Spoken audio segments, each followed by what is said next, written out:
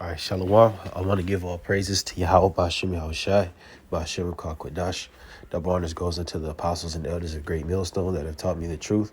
And much love and peace and blessings goes out to all you hopeful elect brothers that are teaching the word of Yahweh Bashim Yahushai in truth and sincerity. So this is going to be a lesson, brothers, basically going into a few different articles, current events, what's happening through the spirit. Because as you brothers can tell, if you've been paying attention to what's going on, and you few sisters out there, things are starting to heat up. Definitely within these past couple weeks or so, you got the Most High hitting the Caribbean islands all the way to the Florida Gulf Coast with Hurricane Ian, which I did a video the other day going into Hurricane Ian, but just today, it had struck near Florida. It initially was hitting areas like Cuba and Puerto Rico, but it just devastated Florida, man. And that just shows you how the spirit of the Lord is operating right now, because that's all Yahweh Bashim Yahushai. The scriptures tell you he hath his way in the storm. And that type of plague and destruction was brought about with to the tribes, to Israelites in those areas, because the Caribbean island, Florida, a bulk of those people that live in those places are Israelites. And the Most High is putting that type of judgment on them where they, they're losing their homes. Certain people are dying. Pretty much their whole lives are being interrupted by this event, because look, their lives as they know it, they've been living in error towards the Most High. They've been living in wickedness, attaching themselves to, the how can I put it, the backwards mindset known as modernism, So hey, that's why this type of things is happening, and above all, Yahweh Bashim Yahushai is making haste towards that ultimate day of judgment, because a hurricane and something like the Ukraine conflict that's going on right now, it pales in comparison to that ultimate level.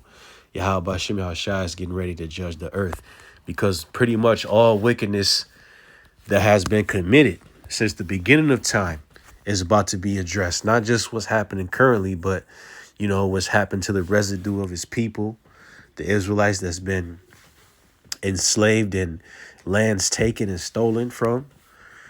This is why a part of this judgment, like I was speaking on what's happening to the tribes, but to the other people, which is not of the tribes, which is not of the nation of Israel, like the Edomites, they're about to see their judgment too. And that's why you have conflict in their little safe with what they thought was a safe haven in Europe. Conflict is striking Europe after X amount of years, So, all in all, the Most High is he's working in the earth, because pretty much everything that's happening right now is playing into the prophecy of Yahushai's return. But before Yahushai returns and sets the judgment, like the judgment we speaking about, you're gonna have World War III. A lot of people getting put to death in that. You're gonna have the RFID microchip being made mandatory, which you read in Revelation 13. That is the MOTB, if you will. I say it in the form of an acronym, and everything happening is playing into that, and of course, as well as a part of World War III, you're going to have the nuclear destruction of America, but, all this has to happen in order for the heathen to go down and for the nation of Israel to rule as the next rulers of this earth. So that's why this stuff is happening. All in all, like this, that's the bigger picture behind, a lot of the madness and the turmoil that we see happening on the earth, But with that being said, I'm going to get into a few of these articles. This might be a little bit of lengthy lesson, because there's a lot of stuff happening through the spirit. Like I was speaking on this situation with Ukraine, where you had this Nord Stream pipelines were basically sabotaged, more than likely by the United States. From here, this SOTT.net, it says both Nord Stream gas pipelines deliberately ruptured German government suspect sabotage caused by special forces linked to Ukraine. Authorities in Germany are trying to establish what caused a sudden drop in pressure in the defunct Nord Stream 2 gas pipeline, with the spokesperson for its operators saying it could have been a leak. The pipeline has been one of the flashpoints in an escalating energy war between Europe and Moscow since Russia's invasion of Ukraine, and that's pretty much the economic. How do I put it? Salaki, I take time to put my words in the frame so it makes sense for you brothers. But this what's going on with the energy between United States and Europe and Russia. There's pretty much had been, fighting over a lot of these business deals that had taken place prior to, this buildup of conflict with Russia, because a lot of European nations rely heavy on not only the gas from Nord Stream and Nord Stream 1 like Germany, but also the gas that runs from the Middle East that Russia has a stake in. Europe in general relies heavily on that, and that's why we seen a few months ago, early summer, you had, what was it, like late spring, early summer, you had gas prices run to record levels all across the Western world. Here in America, people felt that, and this was pretty much all a part of that, how can I put it, economic warfare, like they put in this article. It says the energy war between Europe and Moscow since Russia's invasion of Ukraine in February that has pummeled Western economies and set gas prices soaring. You see, it says Nord Stream 2's operator said pressure in the undersea pipeline dropped from 105 to 7 bar overnight. The Russian-owned pipeline, which was intended to double the volume of gas flowing from Vyborg, Russia, under the Baltic Sea to Germany, has just been completed and filled with 30 metric cubic meters of gas when German Chancellor Olaf Scholz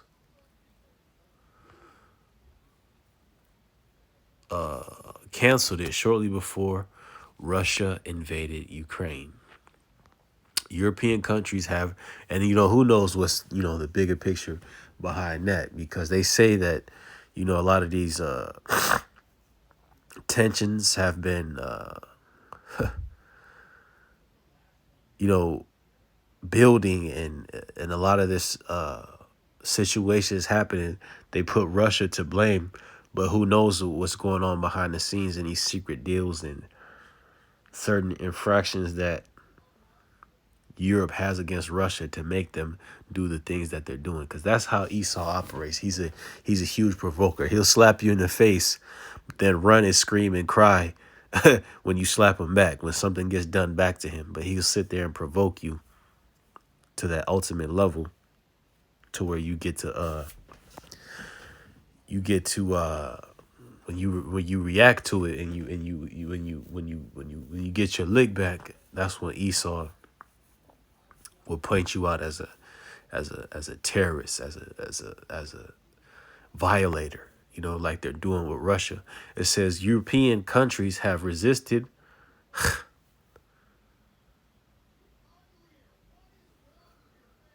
Salaki, let me take a pause from this video, bro.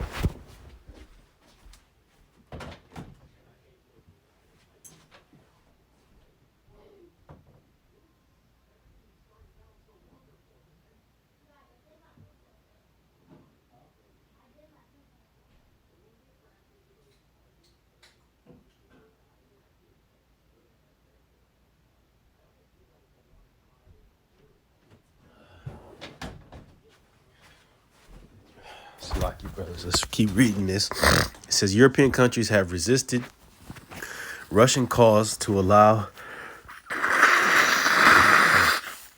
Nord Stream 2 to operate, and accuse Moscow of using energy as a weapon. Russia denies doing so and blames the West for gas shortages. because you basically you basically have the pointing of fingers going on here, which both sides are basically vying and fighting for more economic opportunity. They're fighting for dominance, and that's really what it boils down to when it comes to conflicts like this, global conflicts between this country and that country. They just vying for dominance and more resources. That's all what it boils down to: control of trade. So their specific national companies and their oligarchs and their elites can gain more wealth. You know, that's what it all boils down to. But this is pretty much the like I said, the finger pointing and the verbal fighting and the slaps before things get brutal and fists start being thrown. You see? Stuff like this, the little sabotage, you know, it's about to get crazy. Matter of fact, let's see if it's any more here.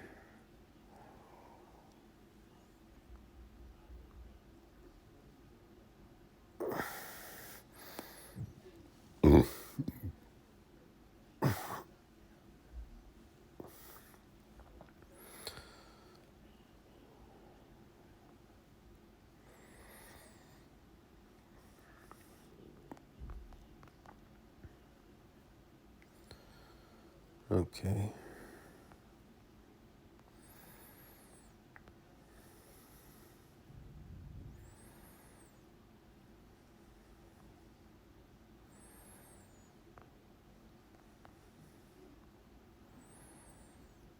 It says this statement from the German economy ministry is contradicted by this one given to German newspaper.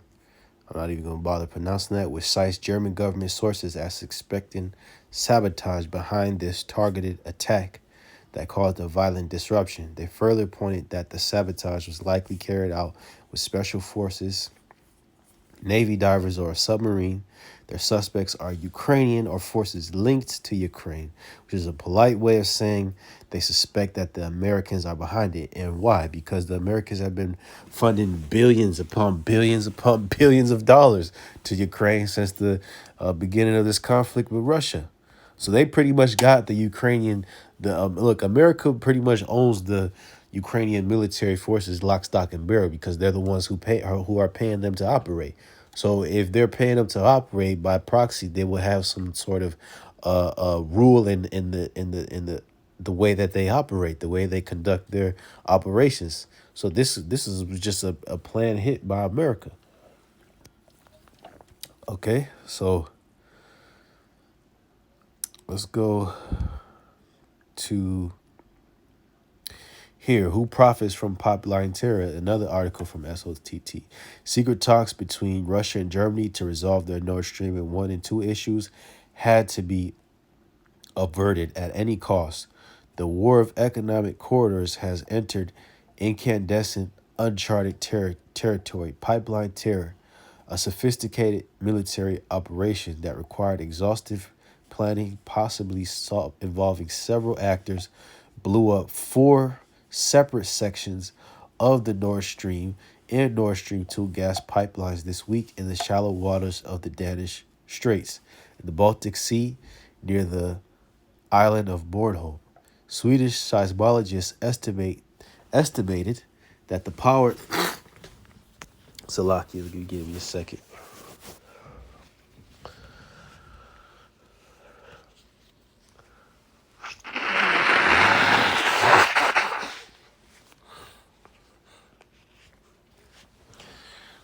It says Swedish seismologists estimated that the power of the explosions may have reached the equivalent of up to 700 kilograms of TNT. Both Nord Stream and Nord Stream 2, near the strong currents of Bornholm, are placed at the bottom of the sea. So let's go down.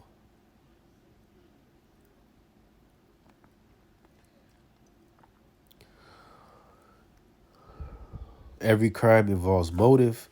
The Russian government wanted, at least up to the sabotage, to sell oil and natural gas to the EU. The notion that Russian intel would destroy Gazprom pipelines is beyond ludicrous. All they had to do was turn off its valves. Exactly. Because it was a Russian owned pipeline that ran from Russia to Germany throughout the EU. So why would they all they had to do was turn it off in order for it to stop working. You see?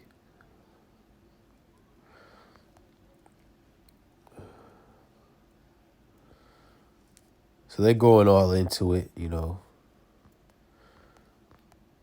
But it pretty much, you know what, it boils down to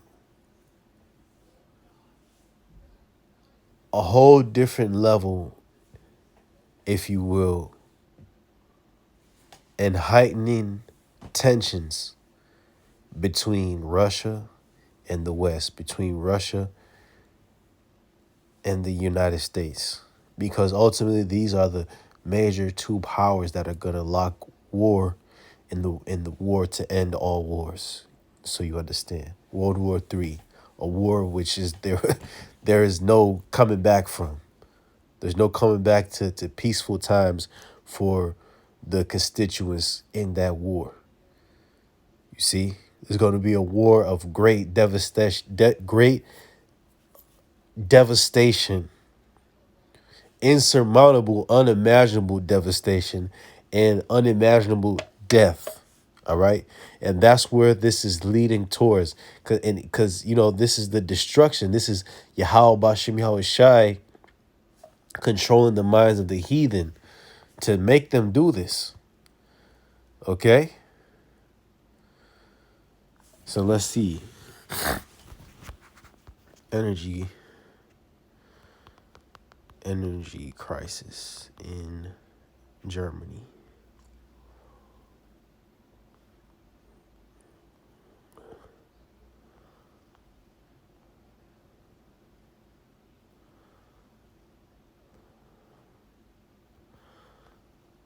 You see, you have all these articles dealing with energy crisis in Germany because of these disruptions in their deals with Russia. You know, and they're you know, the elites are paving way for green energy as well.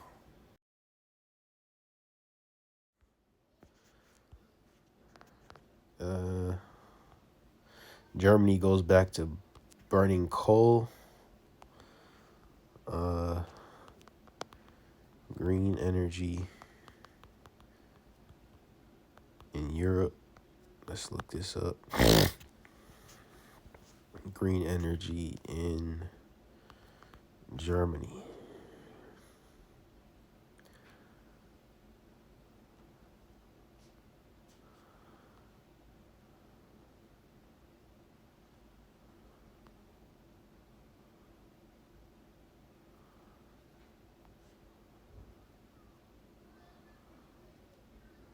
See this? Germany aims to get 100% of energy from renewable sources by 2035. This is back on February 28th. This would have been timed about the time Russia invaded Ukraine. So we're seeing how this basically is all stacked up. Because like I said, they at least want that so-called clean energy, green energy for the world. You know, and they're collapsing certain systems that were in place prior, you know, in order to bring that about. And war is one of the best options because the scriptures say Esau shall live by the sword, you know. So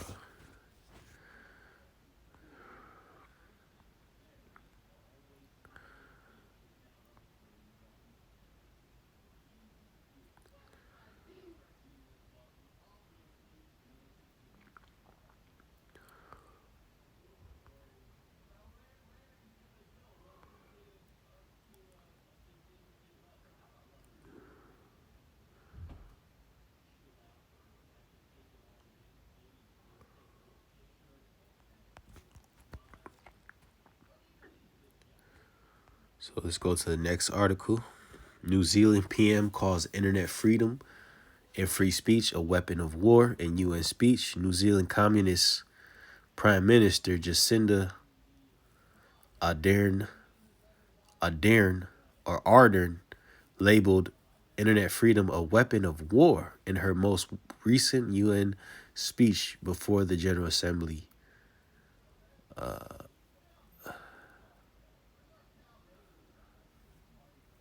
this week. Leftist Ardern, who ruled her country like a 20th century despot during the COVID pandemic, called out for a new type of internet with rules and transparency. In the next breath, she says she values free speech so highly.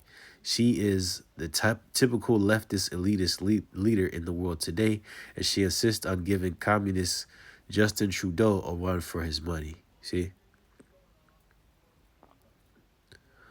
Let's see if we could play this video of her talking.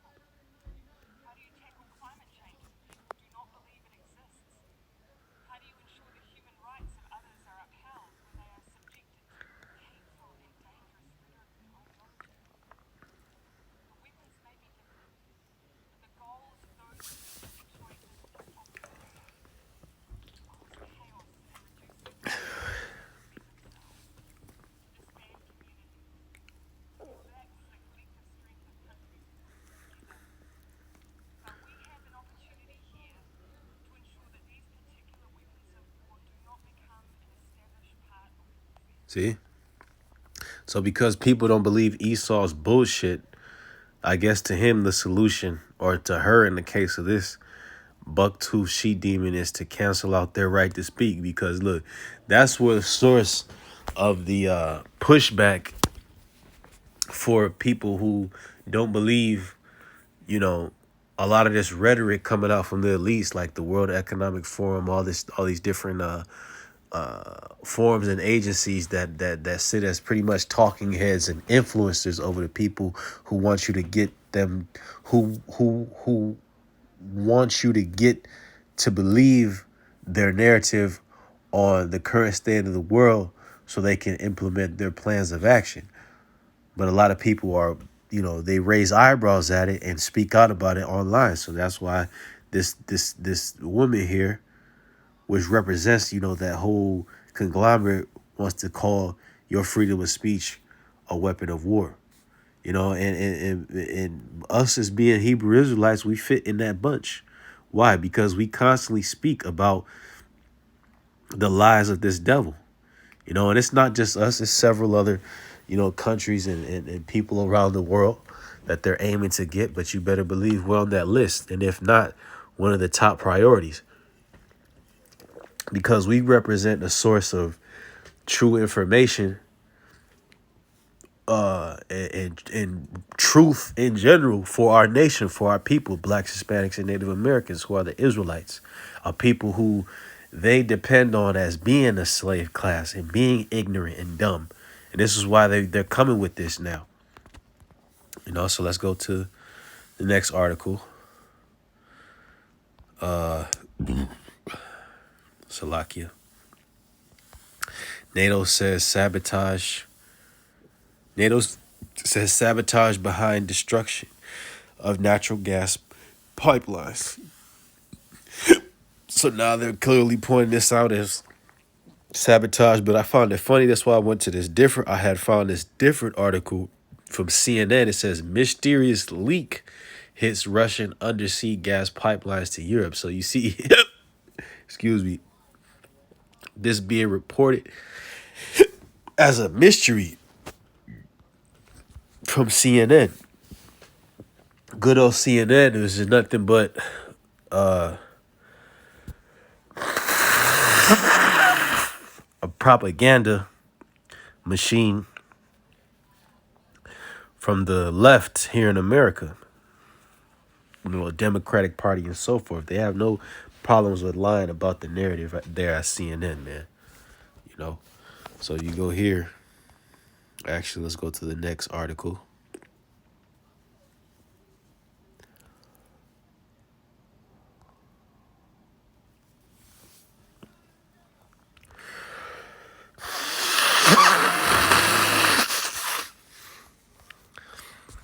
It says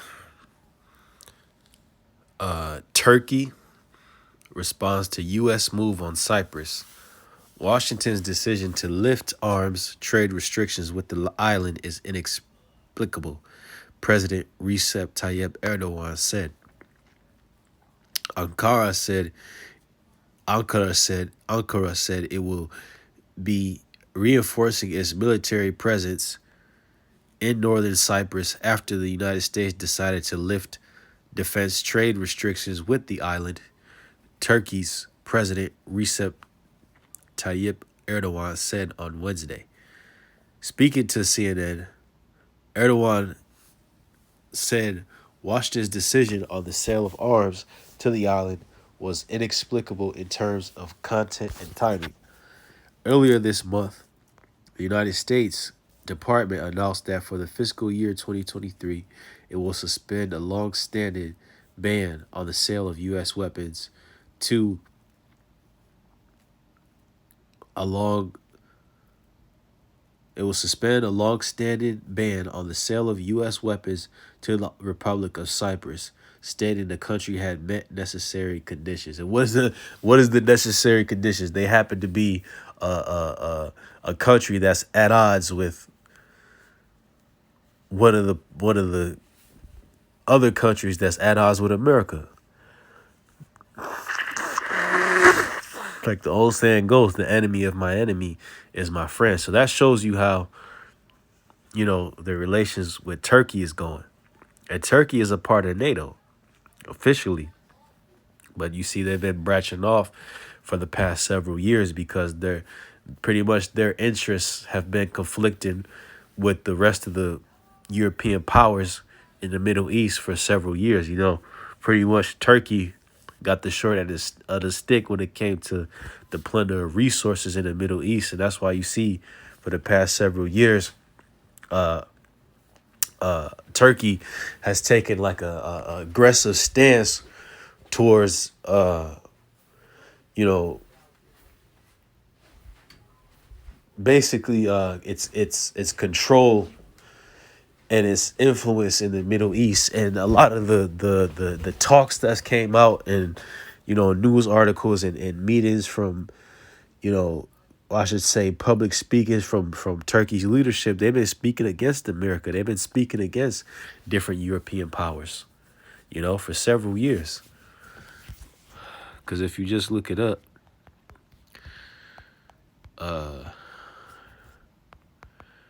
Turkey and United States relationship with Turkey.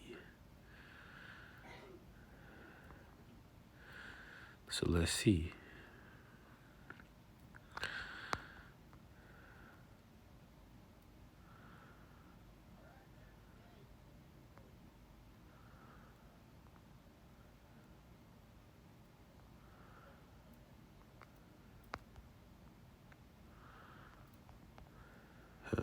It really doesn't go into it in this article.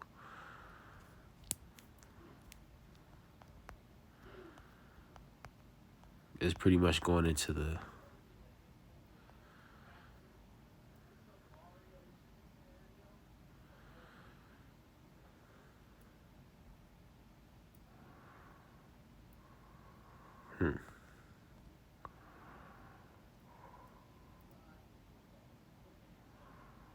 Neither friend nor foe.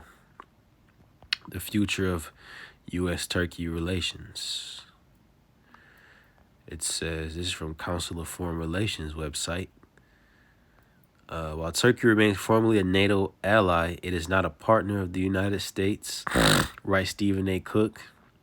Unlike in previous eras, Washington and Ankara are no longer share overarching threats or interests that bind them together.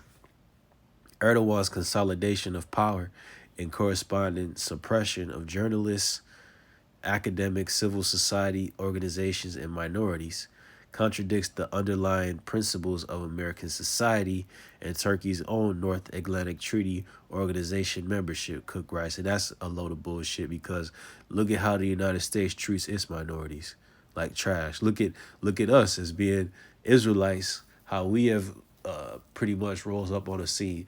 We get nothing but trash and hate from these devils, man. It says diverging policies and perspectives such as Turkey's incursion into northern Syria. See, that's the meat. That's the truth. Because the devil always mix lies with truth. That's the real reason why America and Turkey have pretty much been at odds. Its intention to purchase an advanced air defense system from Russia and the arrest of more than a dozen Americans and 3 Turks employed by the United States Embassy have further widened the chasm between the United States and Turkey. So that's pretty much why you're hearing updates about it, where United States is selling, pretty much have taken from off a ban of the sale of arms to an enemy of Turkey. You know what I'm saying? Because they pretty much have had troubled relations. And Turkey, by the way, is an Edomite country. And a few of these other, just the headlines, the headlines from these articles: Israel gives green light for drone assassinations. So things are getting crazy, man. Things are definitely getting crazy. You know, it's wartime, man. It's wartime. The drums of war are beating. Here it says photos show the devastating impact of Hurricane Ian on the Gulf Coast. Here you got this place got messed up. This looked like somewhere where people just was casually strolling a couple weeks ago, and now you just got mess and dirt and mud and flinged items just everywhere. You know what I mean? That whole storefront, the windows was broken out. You know, these people are trying to tiptoe through the mud because they jacked up. You know what I'm saying?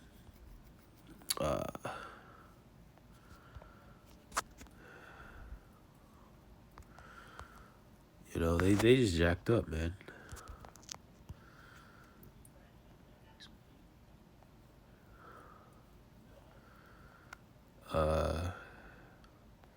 Here you had Italy. If you brothers never haven't heard of this, you have Italy just had one of the, or I should say, Italy had just recently appointed a new prime minister. Italy's new anti-one world government prime minister, Giorgia Meloni, is being branded as a fascist, which is not true. She's pretty much a nationalist who is, you know, just based on her rhetoric, is placing Italy first. You know, she says been saying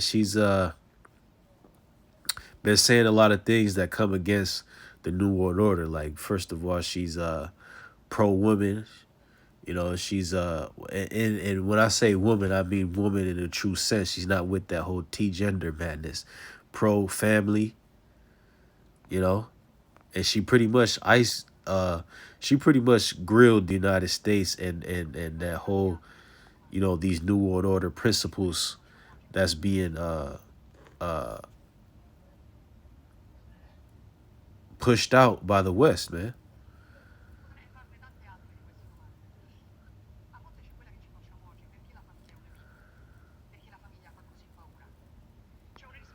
She said, "Why is the family the enemy? Why is the family so frightening?"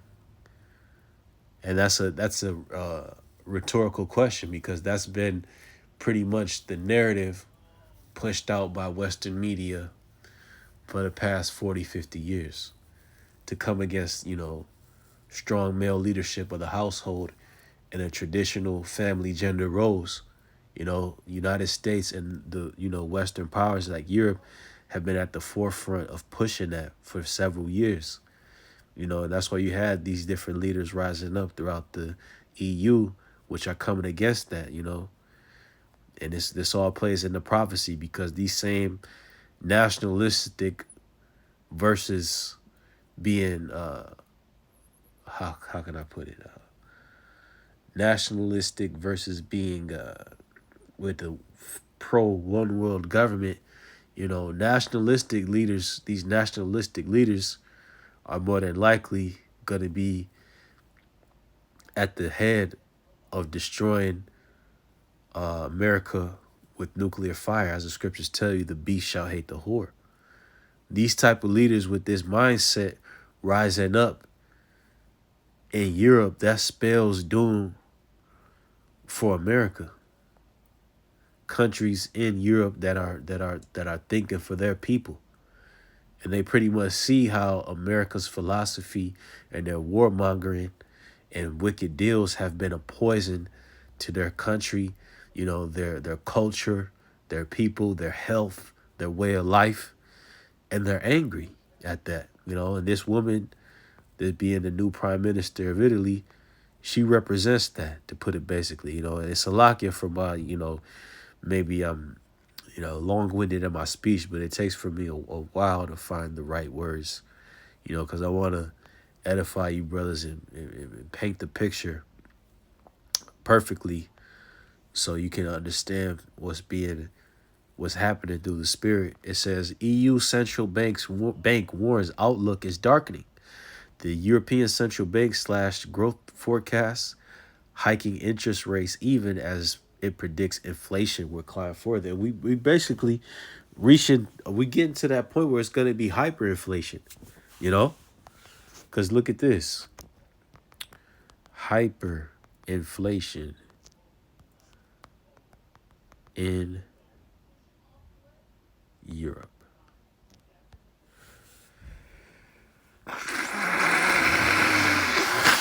And I'm just Googling this to see if there's any articles talking about it, because it's already known that inflation is getting higher as, pretty much the cost of goods and cost of different things in society just increases without salaries and the amount of income people make. That's not increasing, but the things that they pay for are increasing, like their rent, like their energy. It's already inflating and increasing, but hyperinflation is what these, instead of increasing steadily, it doubles and triples, quadruples in a matter of days, overnight. And as these banks in the money system, their currencies weaken, that's just what's bound to happen. What is hyperinflation and should we be worried? World Economic Forum.org. Europe, is hyperinflation possible? From goldbroker.com. What is hyperinflation? Should we be worried? War in Ukraine augurs hyperinflation in Europe. You see that? And when something is augured, it's predicted. It's on the forecast. It's on the horizon. You see? And this is the last article I want to read from. This is government report claims cosmic and phantom UFOs all over Ukraine skies. Because look, all in all, when all these different articles and happenings, like I introduced in the beginning of this video, it's all happening through the spirit. And we know these UFOs are the vehicles of the angels. So the angels are around the world working these different things, even when it comes to the hurricanes, man. This is all Yahweh Hashem Yahushai. He's working on the minds of these leaders to be at odds, So let's go to a couple scriptures and we're going to close out. I don't want to make this too lengthy for you brothers. This says Zephaniah 1:14. The great day of the Lord is near. It is near. and hasted greatly. And that day of the Yahweh Shemel Shai is a day of wrath and destruction from him, because he's going to pour out his anger upon the wicked people of the earth who's walked in error towards him, the heathens and his own people. You know, he's going to save a remnant out of that. And that's why the brothers are waking up, and, you know, the Spirit is upon us to warn the people of this coming wrath, so, you know, they could get right in the time and be spared. It says, and hasted greatly, even the voice of the day of the Lord, the mighty man shall cry there bitterly. And the mighty men are the warlike men. And we see war, that whole rhetoric of war being stirred up, you know, but little do the people know that even, you know, the Navy SEALs and the different special forces, they're going to be desolate in that day. They're going to be jacked up, because they pretty much, they go to war. Usually you want to go to war with a confident mindset. The whole point is to go to war with high morale. But when you when your morale is broken, you're done. You're finished. And that's what it's saying. The mighty men crying bitterly. Hey, that signifies a loss. Okay, because these warlike men, whether they're in marine forces, sea forces, air forces, they all going to be destroyed.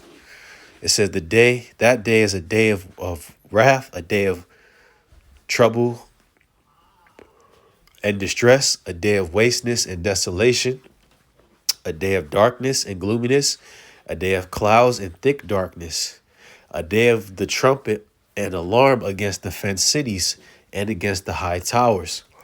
And I will bring distress upon men, that they shall walk like blind men. You see, it's pretty much no. Look at the current scene with America. Even as all these things are happening, there isn't really any state of urgency. And overnight, as people in America and the West and all these sleep people go to the stores, and the cost of goods is double, triple. They're hearing of, you know, chaotic headlines, and there's rioting starting. They're all gonna be in a distressed state, and then really not gonna know the bigger picture through the spirit and prophetically of what's to happen to their ass. They just gonna be in a state of confusion from now on to them, even as things get crazier and crazier, you know. Hey, and even when all the way into when the missiles come, the people ain't just gonna suddenly wake up and understand what's happening just because all hell is breaking loose. They're gonna understand what's going down when Yahweh Shai makes his glorious return. They're gonna know that this is the godly power coming to punish their ass.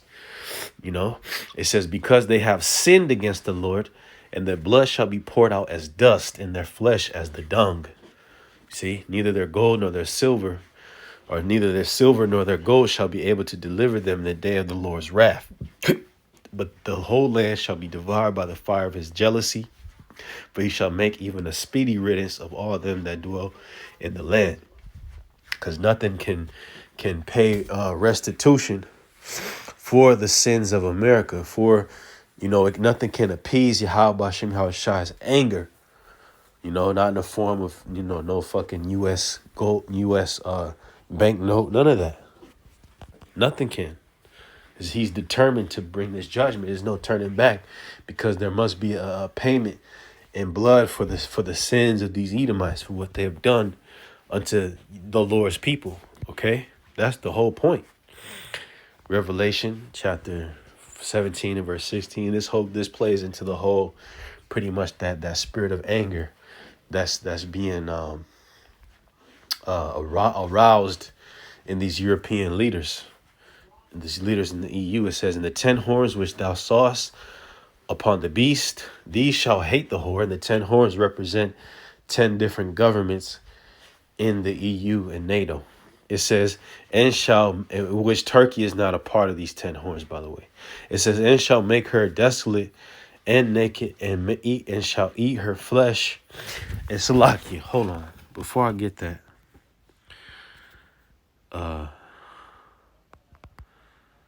Matter of fact, the whore of Babylon. Images.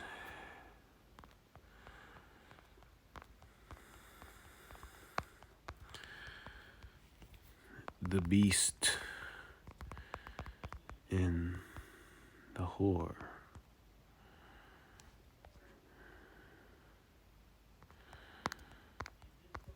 The beast and the whore.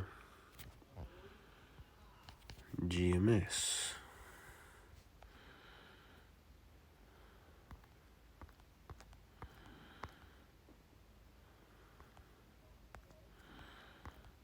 Yeah, here it is. Yeah, like I said, because here you have these 10 countries. Turkey's not part of that, even though Turkey is a part of NATO. Okay?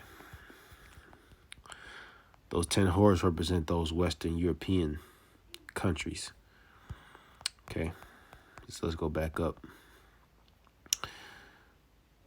And the 10 horns which thou sawest upon the beast, which represents the EU, shall hate the whore, which the whore represents the United States, hating the whore because of his actions against his people, you know, and shall make her desolate and naked, and shall eat her flesh and burn her with fire, which links up with Zephaniah, which I read in Zephaniah, the first chapter, the day of the Lord, where he shall, where it says, but the whole land shall be devoured by fire.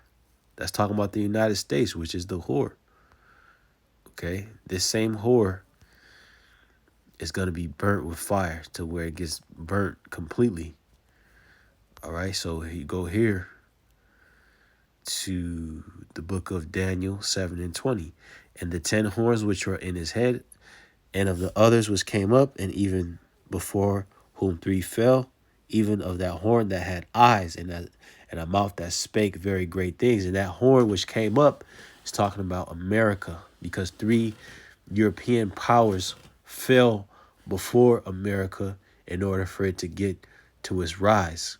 You know, you had France, you had Spain, and you had Great Britain, which all pretty much held some sort of stake in the land of America as it was rising to power, but they were all pretty much dealt with and had to bow to America's power. And from that point, America had pretty much has held supremacy.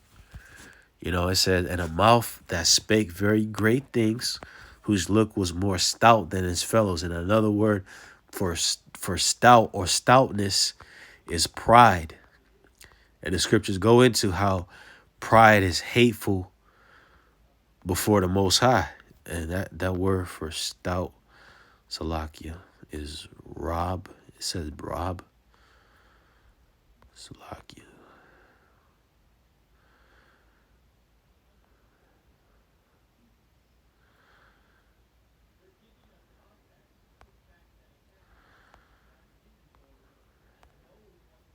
Captain, chief, great, lord, master, stout, great, figuratively of power, great to speak great things, chief, leader, captain. Okay. If you go here, stout definition. Somewhat a fat or heavy build, strong and thick. Hold on.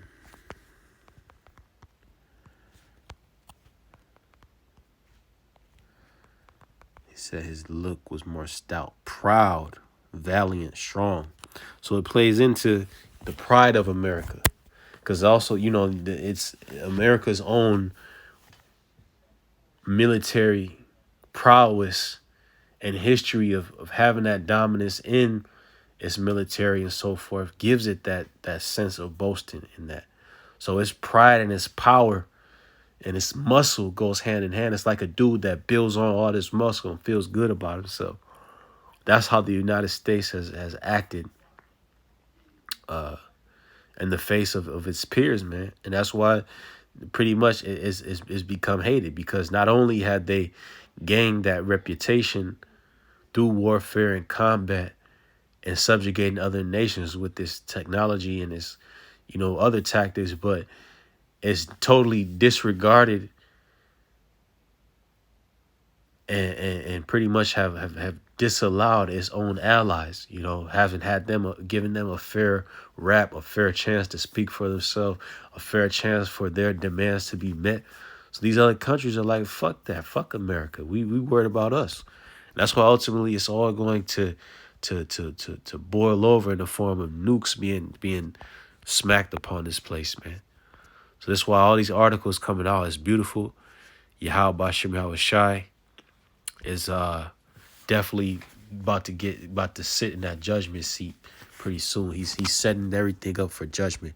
And this is the last article I was gonna get, because that Prime Minister of New Zealand spoke about free speech being a weapon of war. And even that plays into prophecy. Amos 8:11, behold, the days come, saith the Lord God, that I will send a famine in the land, not a famine of bread, nor a thirst for water, but of hearing the words of the Lord. You see that?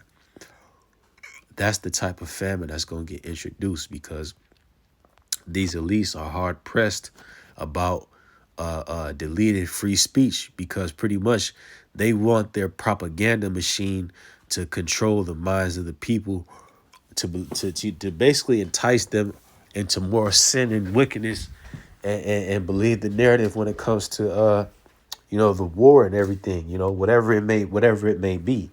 They don't want any opponents out there when it comes to them pushing their narrative. That's dangerous to Esau, because he's a man who heavily relies upon lies, man.